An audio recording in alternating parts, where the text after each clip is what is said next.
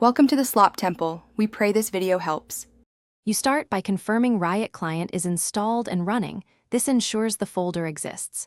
Open Task Manager and verify Riot Client services. EXE is active. Now locate the Riot shortcut on your desktop or Start menu, right-click and choose Properties. In the Shortcut tab, read the target field. This shows the executable path. Once done, note the parent directory. Make sure to keep the client closed before changing anything. This gives you the initial location to follow. You now use that path to trace the actual game folder. Open File Explorer and paste the target path, then move up one or two folders until you spot a folder named League of Legends or similar.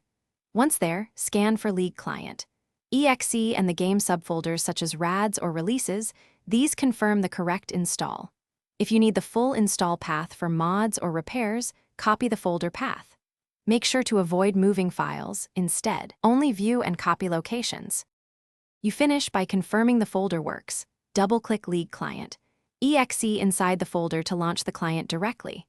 If the executable is missing or errors appear, run the client's built-in repair tool or reinstall Riot.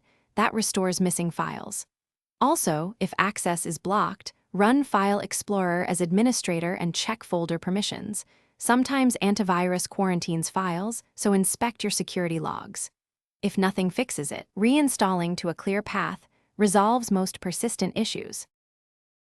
Thanks for watching. Consider subscribing if we helped you.